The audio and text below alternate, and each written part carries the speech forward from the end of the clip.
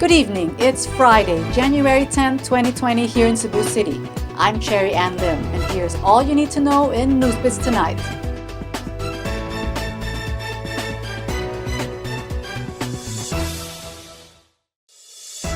An unidentified man was found dead in a vacant lot in Carmen town, Cebu this morning. The skin on his face had been removed. Here's Romaine Rivera for the details. An unidentified man was found dead in a vacant lot in Barangay Puente in Carmen, Cebu this morning. Carmen Police Station Officer in Charge Roger Quijano said a farmer identified as Vicente Sugarol informed them past 7 in the morning about the body he found in the village. Quijano said when they checked the place, they found a victim with his face skinned and his arms tied. The victim's esophagus was also cut. Quijano said nobody could identify the man.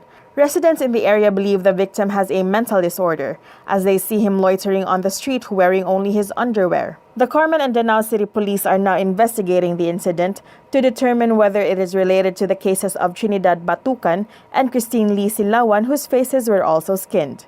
Romaine Rivera, NewsBits Tonight. 282 families affected by a fire that hit Tipolo, Mandaue City last year will be homeless again. They will be evicted on January 31 from the Cebu International Convention Center, where they are temporarily staying. Here's Kenneth Torres for the details. Of the 1,000 families affected by the Tipolo, Mandaue City fire incident last year, 282 families will be evicted from the Cebu International Convention Center on January 31. The Mandaue City Housing and Urban Development Office said their houses at the CICC will be subject for demolition. Hoodoo Project Coordinator Vincent Guy Aquino said they have circulated a notice to the renters and extended families to vacate the area before the demolition day. Aquino said the victims were encouraged to look for their own relocation since the lot where the fire incident happened is privately owned. Elisa Estrera, one of the fire victims, asked the authorities to allow them to vacate the area in April so as not to affect their children's education.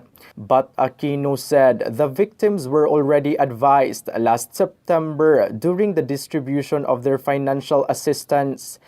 Each family that owns a structure received 10,000 pesos, while renters got 5,000 pesos per family. Mandaue City Mayor Jonas Cortez will soon pursue the joint venture agreement, which was initially signed by former Mayor Luigi Kisumbing with the Millennium Pan Asia and Resort Incorporated in developing the lot of the CICC. Kenneth Torres, NewsBits Tonight. More stories in NewsBits Tonight after this short break.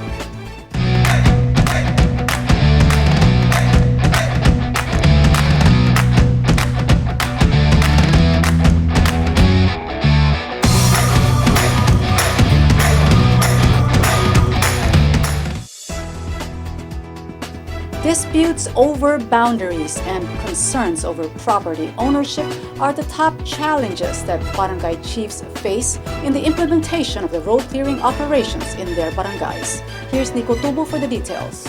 Liga ng mga Barangay Cebu Chapter President Celestino Martinez III said dispute over boundaries and concerns on property ownership are the top challenges village chiefs encounter in the implementation of road clearing operations in their barangays. Martinez made the statement after the Department of the Interior and Local Government ordered barangays to clear their roads of obstructions in 75 days. He added that guidelines must be set as problems might arise in some instances. DILG Central Visayas Local Government Monitoring and Evaluation Division Chief and DILG Cebu City Officer in Charge Ian Kenneth Lucero said 3,003 barangays in the region will be required to clear the roads within 75 days. There are 1,066 barangays in Cebu Province. The Interior and Local Government Office is set to issue guidelines for the implementation of the barangay road clearing operations. The DILG Central Visayas warned that they will sue village chiefs who will fail to comply with its mandate. Nico Tubo, NewsBits Tonight.